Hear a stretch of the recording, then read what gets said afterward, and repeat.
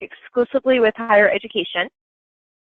I worked for 12 years in college admissions, and the school I was working with was a client of Mongoose, so I've had the opportunity to use the product I now work with firsthand. I have to tell you all, we had a lot of fun putting this presentation together. There was a huge response to this webinar, and this is the second one we're running because of the huge response. So thank you for taking the time to attend. We've been working in higher ed for 7 years, and we're extremely excited to share with you what we have learned. We've been texting in higher ed for 7 years, and we're extremely excited to share with you what we've learned. The need for this type of communication has really exploded over the last year to year and a half. There's a lot of confusion and mystery over what you can do and shouldn't do, so we're really looking forward to clearing up that confusion for you. Joining me today is the founder of Mongoose, Dave Marshall, and one of our beloved clients who's kind enough to share with us his experience with texting students. So let me start by telling you a little bit about us.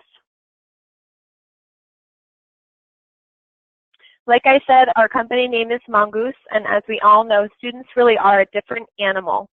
Our prospective clients vent to us literally every day about how elusive students are and how real the struggle is to communicate with them. And I have really good news for you. There are ways for you to text students in a way that's integrated.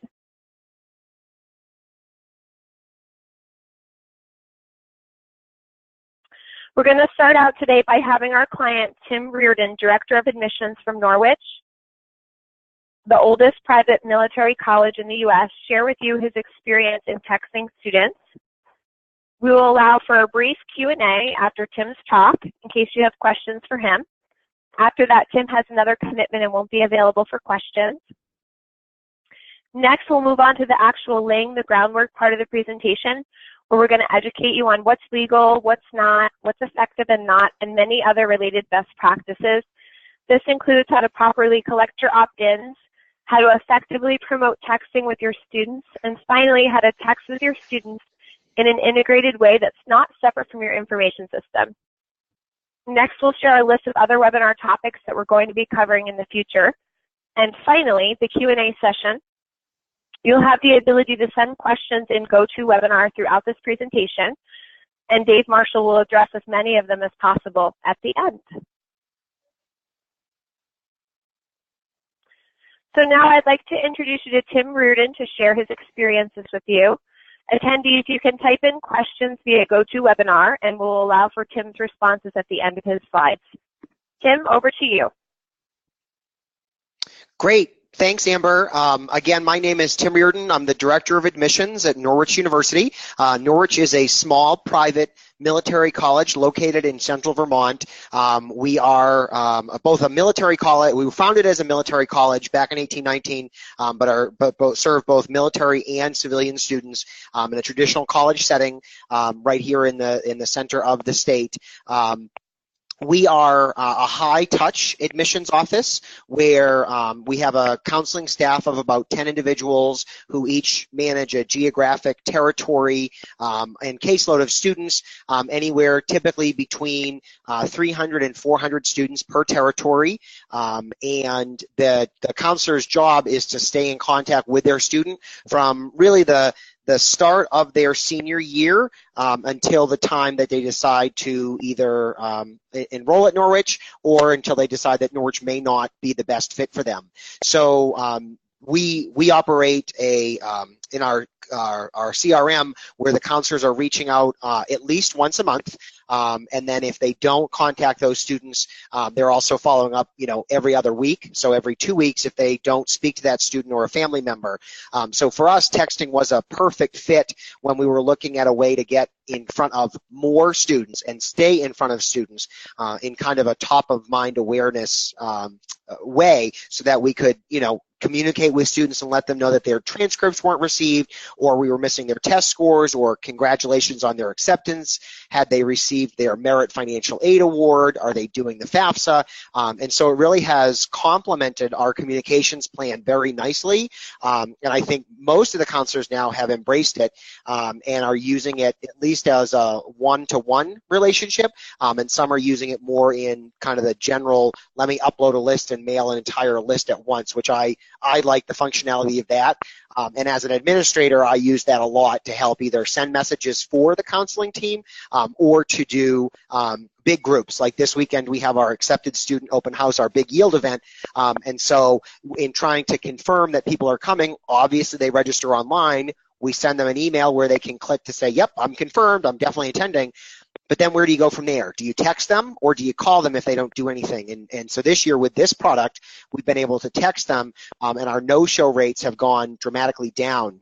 At some of our off-campus events where we've done group texts or mass texts, we've actually had more people show up for them than we expected, and which was great. It's a great problem to have. So one of the ways that we like to use it, as I was mentioning, is this kind of the group texting to get people to remind them of an event. You can see from this next slide where I was texting one of our students who was coming to an event that we were hosting just south of Boston in Randolph, Massachusetts, and Michael's car broke down. And unfortunately, Michael, texted me obviously during the presentation when I was doing the presentation, so I didn't get it until afterwards. But then I was able to log in when I was at my next hotel and send him a note, saying, sorry to hear, thanks for letting us know. I'd like to offer him a $75 gas card to come up to campus. And so he did, I did follow up and he did come up to campus, liked what he saw. So again, it was just a way to connect with him, which, it would have been great if I was carrying my phone around during the presentation, but obviously it was tucked in my backpack under a table. But that's the relationship that we've built with these students where they can call us, they can text us, they can email us, and they're going to get that response. So it's worked out really well for our institution. This weekend, at this big accepted student open house, it's my goal to have a texting number for every student. So if we need to get in contact with them, we can just shoot them a text, because from what we're finding, and there's no evidence to back it up, it's all kind of anecdotal, is the counselor will call, student A won't pick up, the counselor will leave a message, but then they'll jump on Mongoose and send a message, and the student texts back right away. So that phone was in their hand, but they either didn't recognize the number or they didn't want to speak to the quote-unquote adult, but they were okay texting back, which has worked out really well for our counselors. So as we've moved through the funnel with with this texting product, you can see here from our numbers that as of right now, for our inquiry pool, we only have about 3% who have opted in or who have shared their texting number with us. Whereas once you get into the applicant stage, now 66% of our applicants have said, yes, please, stay in contact with me via text. Almost 70% of our admits, and now 74% of our students who have committed to Norwich or paid a deposit have said, yes, stay in contact with me via texting. It's my goal by the time we make the class that we'll have 100% of our confirmed students share their texting number with us, just because, again, that's a way for us to find out, have they done the new student forms? Have they sent in their medical form? Did they receive their roommate information? Have they connected with their roommate? Obviously, we're all in the same business where we would like to reduce the paid melt or the sugar off. And so this, I think, will help us do that by staying in front of these students. And, one thing I would share from my own personal experience is you have to, I think, I've talked to a lot of colleagues, in our own state and then at conferences who have been reticent to start texting because, well, one, what do you say? And two, does this fit who you are? For us, it was a natural fit. We're already contacting these students and the parents on a regular and ongoing basis. So texting was just one more way to do that in a very personalized way. But that's no different because families can call in and direct dial me and I'll pick up the phone and have a conversation with them. And I think too, is that your admissions office? Is your admissions office the type of place that is connecting with students and families on an individual level, or are you more of kind of the 40,000 foot marketing approach where this product could still work in that? So I think, you got to find how it would fit into your current practice to make sure that the counselors can use it, you as an administrator potentially can use it, but this has been one of the best investments in my 9 years of doing this that we've made, and I can't say enough good things about our experience with Mongoose. Thank you, Tim. Hello, everybody. My name is Dave Marshall, and I am the founder of Mongoose, and I'm going to be taking over a good portion of the rest of the presentation, focused on things like the legalities behind texting students, how and why you should get students to opt in. So we did have a question from an audience member about the legalities specifically for Tim, but Tim, I'm going to take that next. But Sure. There was another question that do you ask your students to opt in? We do, and we've changed the language on the website, per Dave's suggestion, where, and as he'll cover in the next few slides, what you should be or how you should be phrasing that to students. But as a private nonprofit college, we're able to phrase it in a way that's, hey, do you want to stay up to date with our current campus happenings? And I forget what it actually says on our prospective student page, but students are opting in at a really high rate, and this is just our second year of texting with students. Last year with a different company, but our responses with students has been much better this year. Thank you. We have another question. Well, I guess I'll take this one, Tim. Does it integrate Sure. with Salesforce? Salesforce, short answer, yes, and we can get into that specific at some point if you wanted to. How has your staff embraced the ability to text students? The staff, I think, has done a great job embracing this. We had obviously, many college admissions offices have a high turnover rate. So some of our newer counselors, I think, were learning how texting could fit into the regular communications flow with phone calls and emails. I mean, we were throwing a lot at them right at first, but some of our veteran counselors did, jumped right on it and, grabbed it and knew exactly how they were going to employ this technology as part of their strategy. And as the year's gone on and I've been looking at the usage, I've seen more and more from our junior counselors, and that's just, I think, for them becoming familiar with the product and, what's the conversation you have over text. Obviously, can you send your transcript is a great conversation. Let's talk about the interest rate on your Parent Plus loan and how this, factors into your bill is not a conversation that you have, that I feel, you can start over text, but you're probably going to want to pick up the phone. And so I think the counselors are just trying to figure that out, but now everybody is on board with it. Thank you. We'll do 3 more. The next question is, how do you handle international students? Can you text internationally? So I guess, Dave, this would be better for you. I think the answer is no, but you can tell me if I'm wrong. But sure. Some well, of our... I'm sorry. You are right that Norwich's account is not set up to text internationally. There is the way that the market is moving is that more and more countries are allowing software companies such as ours and others out there to lease virtual phone numbers in their country, so that if you were to text a student within that country, it's a local texting charge, and if they were to call that local phone number in that country, it rings your desk in the U.S., and all of the fees go to the institution, not to the international student. That all sounds wonderful, but probably 5% of the countries are there today. And the other option is to text internationally, which is expensive for the student. So they tend to use things like WhatsApp or things like that to communicate. Two more questions. One is, what is the relationship with you texting in your CRM system? Sure. So our CRM system is a homegrown system. We're moving to an Illusion product this summer. We're right in the process now.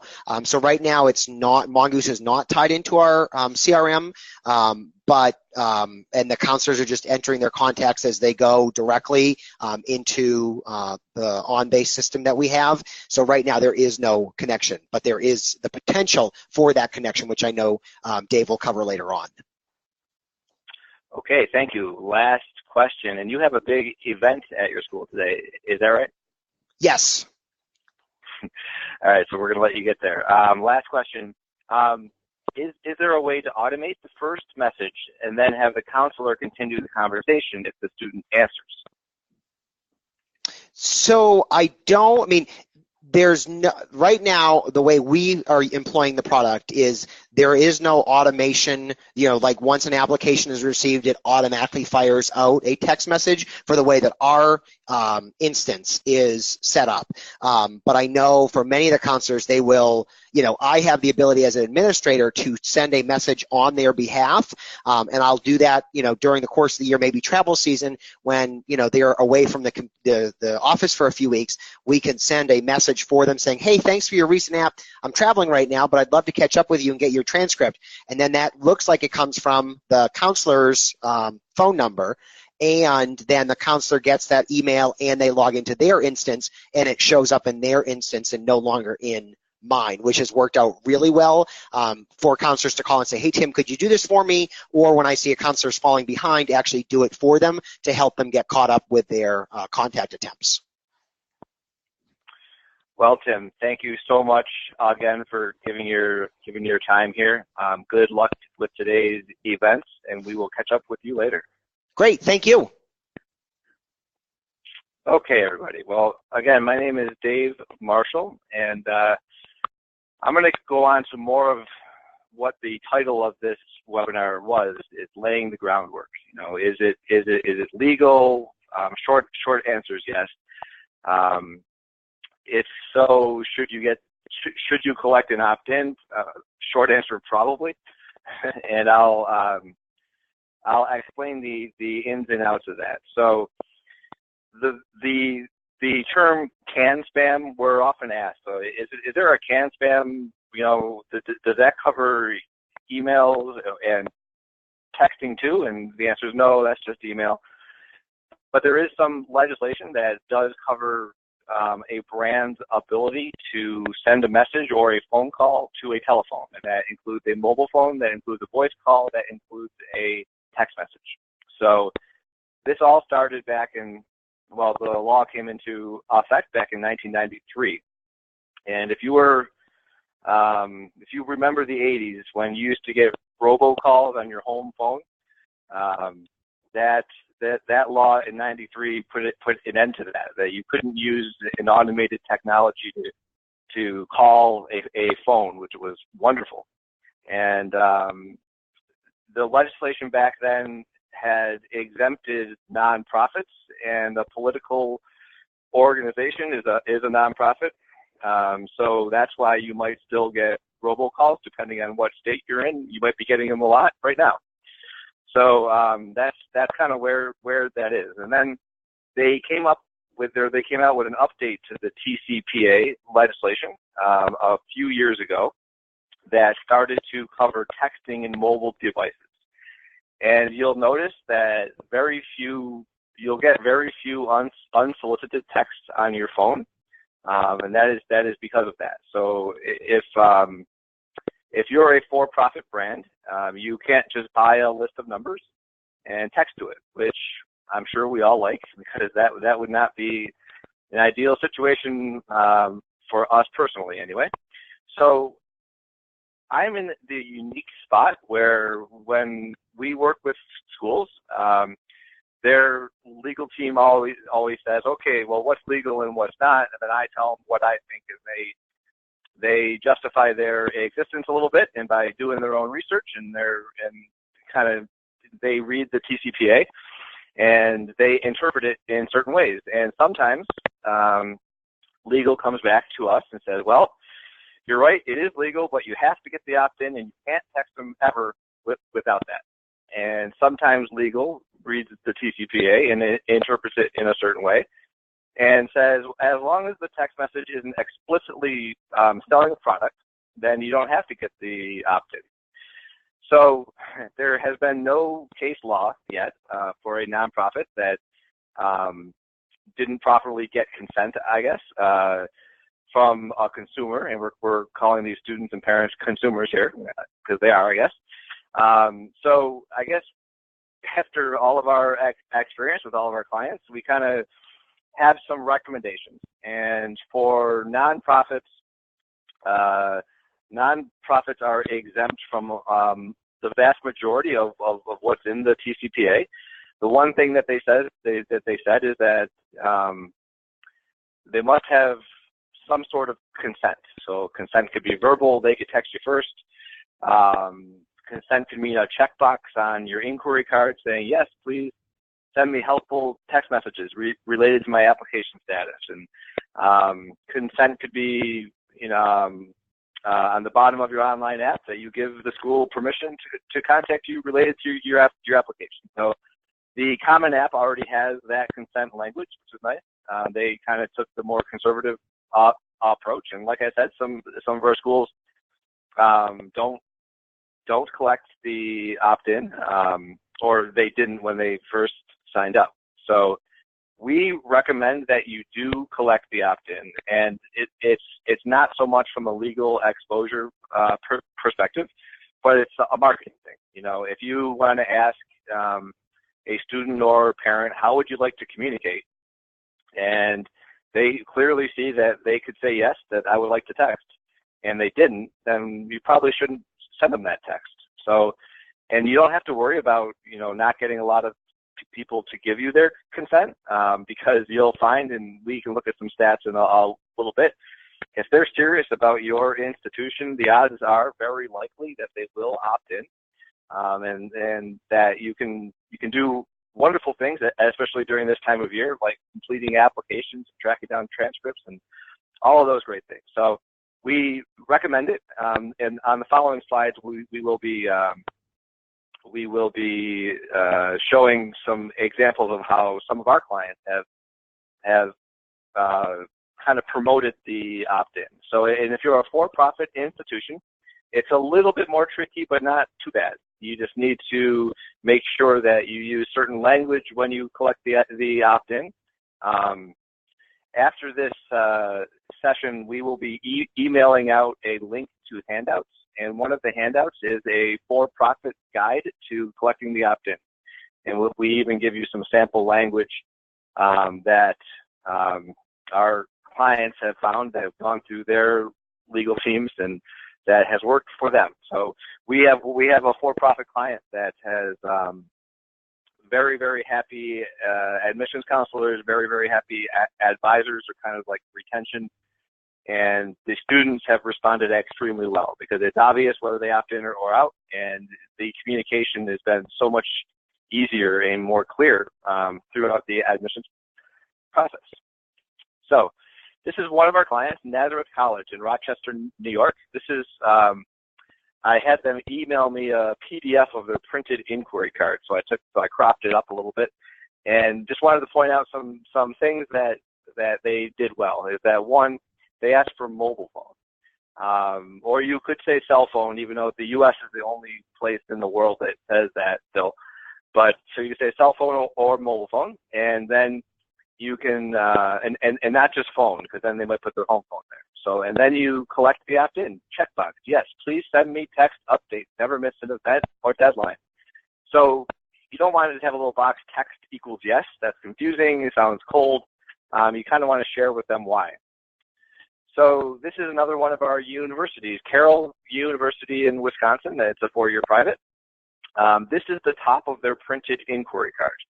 Check yes to get important personal messages about your application status and admission timeline sent directly to your phone. No spam, we promise. That's awesome.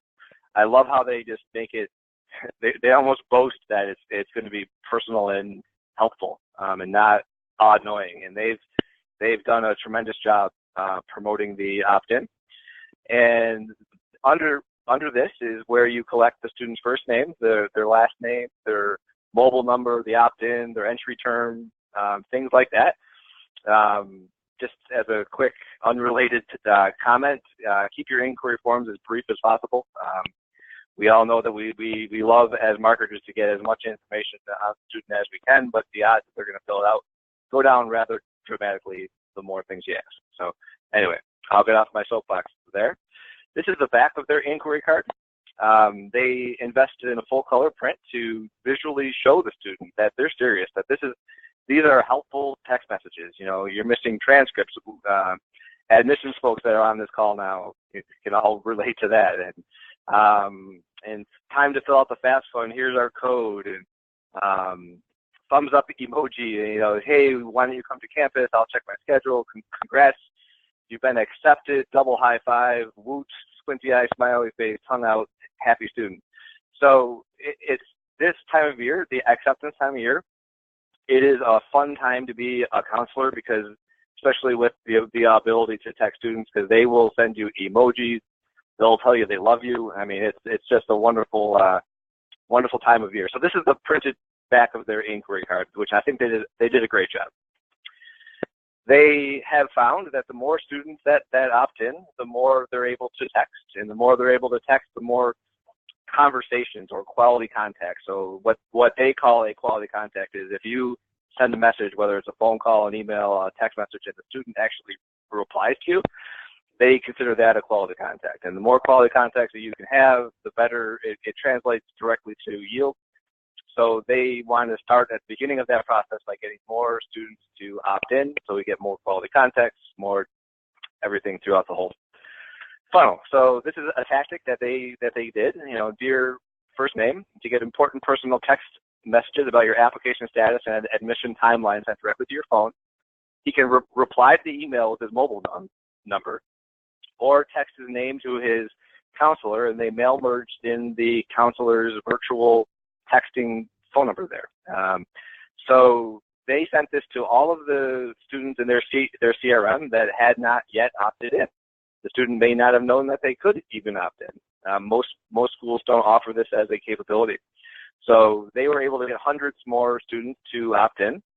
One of our other clients asked if they could borrow this tactic, and we asked Carol, and they said yes. And they just sent the same kind of an email out to their transfer students, and they had not been offering the opt-in on the inquiry form at that point, or the application. So they wanted to kind of play catch up with transfers and try to get a lot of them to opt in. So they sent an email, I think it was to 850 people, and they got, in the first day is the only thing that I looked at, but they got a 33% response rate to that email, not an open rate, not a reply rate. 33% of the students that received the email, and these are transfers, so they're already, more likely, I guess, but 33% of them had opted in. So they're able to quickly build their opt-in pool, and it just makes the communication with transfers so, there's so much back and forth that it's just nice if you could just send them a text message. So there are different providers out there that can help you text your students. If you were to ask my mom or dad, she would say we're the best, or they would say that. But so I'm just going to share with you kind of the recommendation from a model perspective. We're not even going to show our software today. This is just kind of best practices for you all, and you can evaluate however you feel free. So what we found is best is that students want to text with a human being. So directly with their admissions counselor, directly with the visit coordinator, directly perhaps with a current student to see what life is really like. They're all opportunities. So what we do is what we do anyway, is we have a unique phone number in the area code of the client institution for every one of their users. So a user is a counselor, a financial aid advisor, a visit coordinator, student success advisor, housing. It could be career services to text students to tell them that there's a Big Five accounting firm coming to the school that day or something like that. So these are the people at the institution that have the ability to text students are all users. Okay, they have a unique phone number for each of them that they keep for as long as they want. Or as long as they're employed there, and if they're replaced later, we assign that to whoever took their spot. So the way that our software works anyway is you use a web browser to text. You could use the web browser on your phone too, but you're not using the texting app that's on your phone. However, the student has no idea that that's happening. It's coming from a full phone number. You say, hi, John, this is your counselor so-and-so. and we see you apply, but we're missing your transcript. Are you still interested? And then, I guess the student's name is John now. John says, wow, he really took the time to send me a personal text about my application, and he asked me a question, so I'm going to tell him. And he might say, no, I'm not. I decided to go to this school. And that's actually fantastic, because then you don't have to waste any more time on him, and you can wish him luck, and he's on his way. And a lot of times they'll reply, yes, I thought I had my transcript in. I guess my point here is that they feel that, there's some kind of inherent obligation to write back because you took the time to write to them. They have no idea that the director of admissions was able to send 4,000 texts out on behalf of all of their counselors, personalizing it for each student. That took 5 minutes. They don't understand that that's happening, which is great. It's all about the personal touch. So that's how we're set up. Other providers are set up that way too, and there's other providers that are set up other ways. So this is just what we've seen kind of work best. And then once you establish those texting phone numbers, we have it set up that if a student were to call it, it rings your office phone. And if you're traveling, it would ring your mobile phone. So you only need to promote one phone number, and if they text it, you get it, and if they call it, you get it. And they have no idea. They just think it's your mobile. So you want to put this on your Find Your Counselor page, on the financial aid page if you're up in the financial aid department. You want to put it in your email signatures. There's been a lot of research out there that students are kind of clamoring to be able to text because it's how they prefer to communicate, and forcing them out of what they're comfortable with is not a great idea. But very few schools have the ability to I guess, properly text students, so they're not used to it. So there's got to be an education component to this that you need to promote it. Perhaps in your accepted student online community, you make a little post and say, did you know that you could text directly with your counselor if you have questions, and a little link to the Find Your Counselor page. So that's worked well for our clients too. So speaking directly about Carroll University, this is last year's data. They were offering texting most of the recruitment cycle, but not all. So these are going to be a little bit low. They were able to get 20% of their inquiries to opt in. We all know how many soft inquiries there are, and to get 20% of the whole pool to say yes, they want to give you their mobile and their permission. That's fantastic, I think. When we looked in the end at who were the ones that decided to enroll, over half of them had opted in. So it's kind of like a built-in predictive modeling tool, and it's, that if they're going to opt in, these are your students, and it's very worth it to spend time with them. We have early results for fall 2016. I don't feel comfortable just because it's just a small sample size. Kind of the percents are much higher, but we'll see if that holds true through mid-May-ish, I guess. I'm almost at the point that I'm going to take this slide out. This is one of our clients, and schools that brag about that they're having record applications, they probably shouldn't. Everyone kind of is. Students are applying to tons and tons of schools, and they can do it easier every year. So, but this is one way to look at the data, that this institution was able to convert about 15% of their inquiries to applicants. And when we only looked at the audience of students that had opted in for text updates, they converted to the applicant stage at about 68%. The drastic increase or change between the two audiences did not hold all the way through yield, but it was much higher for the text updates, but not like 5 times higher like what you see right now. So some nice stats to tell you what you probably already presume, that if a person is going to give you their cell phone number and permission to text, or asking to be texted, well, they're serious, and they don't want to miss a due date. They don't want to fall through the cracks. They really appreciate the reminders, the subtle pushes, and so just know that it's well worth your time to communicate with the students that did opt in. The feedback that we're getting from a lot of our clients, not only in admissions, in financial aid and in student success, career services and things like that, is it's like this is the best thing to come along ever, or in the last 10 years, or I think Tim said it. Tim just said the best thing he purchased in the last 9 years.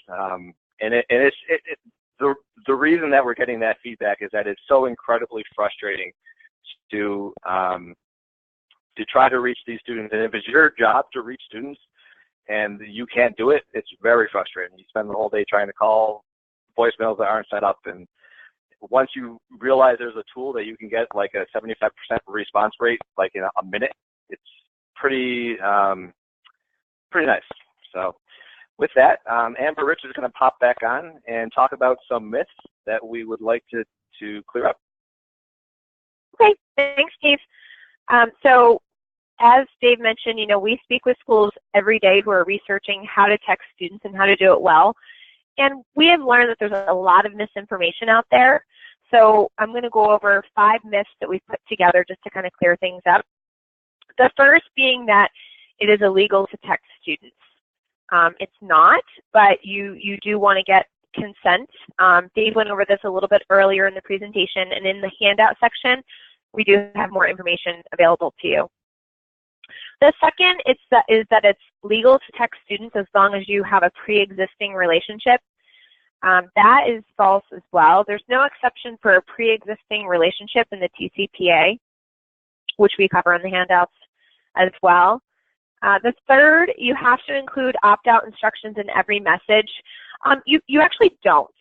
If you use long codes, which is how we do it, a long code, or it's also known as a full regular phone number, you don't need to include the opt-out language. Again, students think that you're texting them with their thumb, so it would be a little bit awkward to say, to ask them to opt out each time. And what our clients are seeing is that very few students are even asking to opt out because, again, they feel like they're texting with you from someone's mobile phone. They might tell you they're no longer interested, and that's fine. You might want to treat that as an opt-out if they decide to go to another institution. That being said, if a student texts stop, end, or quit, they need to be opted out. And the way we handle that is we will not let you send them any more messages if they do send in any of those keywords. And then we'd also encourage you to update that status in your information system as well. The fourth myth is you should set guidelines on how many texts a student receives in a certain period of time. That's false as well. For example, in admissions through possibly April to May, it might be appropriate to send a student many messages if they're relevant. So for example, if the student's missing a transcript, you might send them a note that says, hey, we're missing a transcript. Will you be sending it soon? Do you have any questions? Is there anything else I can help you with? Deposit reminders, you might want to send those out and send them even a link for how they can get you their deposit. You might want to send them a congratulations text, ask them if they have any housing questions. So during that period, 30 texts back and forth, that might be appropriate for some students. Then over the summer, maybe just 1 or 2 to avoid some of that sugaring off that Tim was talking about, or maybe a reminder to sign up for orientation, get their health forms in, things like that. And the fifth, we hear this a lot, students, they expect an immediate response when texting. They actually don't. They know that you're not your bestie. You're a professional. So they don't expect you to send an immediate response. They realize that you could be in a meeting or traveling. So it's definitely better to get back to them sooner than later, but you don't have to get back to them immediately. I wouldn't let more than 24 hours go by if they text you during the work week. But if they send you a text at 9 at night, it's perfectly acceptable for you to message them, when you get to work in the morning. So those are the myths that we wanted to clear up with you. We're going to talk about what's next, and then Dave's going to do some of the questions that came in during the webinar. So what's next? This webinar was geared at dispelling myths and educating you on what's legal, what's not. And so here are the topics for future webinars, and we'll be sending out dates shortly. In the meantime, if you're ready to take the next step with implementing texting at your school, here's my contact information, and I'd be happy to do a demo for you and your team. And my contact information is also available on the handouts. If you guys have any suggestions or something you'd like to learn about in future webinars, please reach out to us as well, because we're always looking for suggestions, and we'd be happy to hear from you. Now, Dave's going to answer some questions that came in during the presentation. Thank you, Amber. So we had some awesome questions here, guys. The first one, just to clear this up, they didn't ask for a name on the inquiry card. I actually cropped the inquiry card, so you only saw the certain thing that I was trying to talk about. So yes, by all means, they did ask for name and other information than just what I was showing on the screen. The next question: do we need to collect the cell phone provider? No, you don't. And if you're looking at a solution that kind of works like that, the way that they're doing is that they're actually sending text messages by email. So they'll say, give me your cell phone number and then give me your provider, and they'll send an email to the phone number at something.att.net or something like this. And those don't always go through. If they change providers, they're definitely not going to go through. They often bounce. They're often undeliverable. Not a great way to text. The other way to text is via an SMS gateway provider, which is like a company like ours goes through, and it's inexpensive, So it's not like, well, email's free, so I'm going to do that. It'll cost you less than a cent or about a cent to text. So it's very efficient and inexpensive. So you don't need to collect the provider. Does the message appear as an iMessage on an iPhone or simply a standard text message? It appears as a standard text message, and I love the person that asked this question, because when I have an iPhone, I'm totally bought in. Say what you want. When I get a text, or even when I type in a contact phone number and it turns blue, I'm like, oh, that's great. So I can see why you asked the question, but currently, and unless Apple opens this up to other people, which I doubt that they would, it's just a standard text like they'd get from somebody else. The question: why Mongoose, which focuses on higher ed, versus a vendor with a broad clientele? There aren't many vendors with a broad clientele, and that's just because of the TCPA.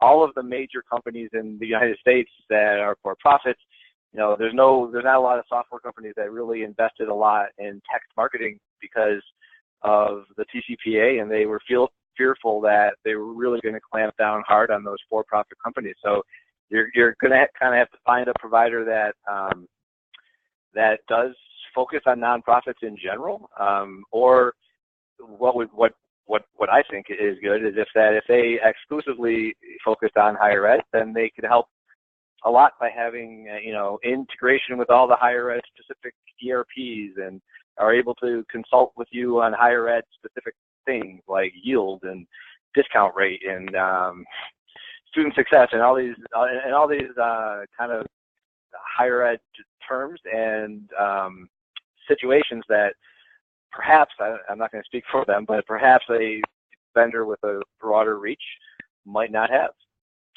So we have another one. We have two.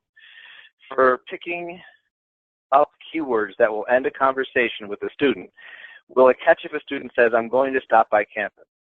Great. Okay, so what Amber said earlier was, if the student just reply to stop, then we automatically opt them out, and we encourage you to update your information system to opt them out. It's an automatic thing on our side anyway. And the answer is it has to be just the word stop, not another space, not another character, nothing else. Because I used to say, what if they said, stop it, you're killing me, or something like that, or could I stop by campus, or I will never quit, or something like that. A lot of these kids nowadays have kids, like I'm so old now, have like a signature on their text, like when is my campus visit, carriage return dash Superman or something. Like they have these. So a lot of times there's other characters there. So if it's just the word stop and or quit, we will do it. And if not, you have the ability as a human being to kind of make the decision whether you should opt them out. A lot of the opt-outs, they don't write that, because they think you're a person. Well, you are a person. So they write things like, no, I actually decided to go to this other school. Thanks so much for your help. Like, that's an opt-out. So it's rare that they're going to just reply that.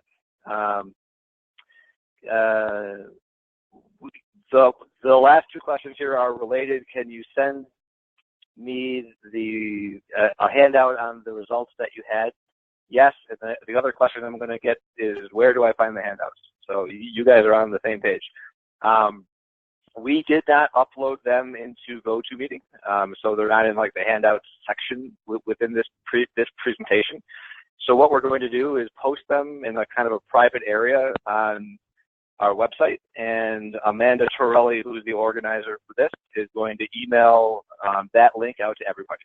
And are you recording this too? Okay.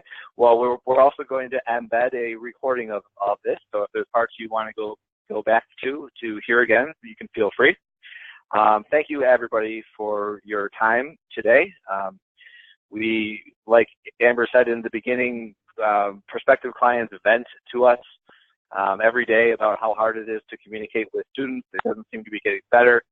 Try the ability to text them. I think that you'll be happy with your decision. And if it makes sense to reach out to us for help, that's fine too. I wish you luck, and thank you for attending today. Take care.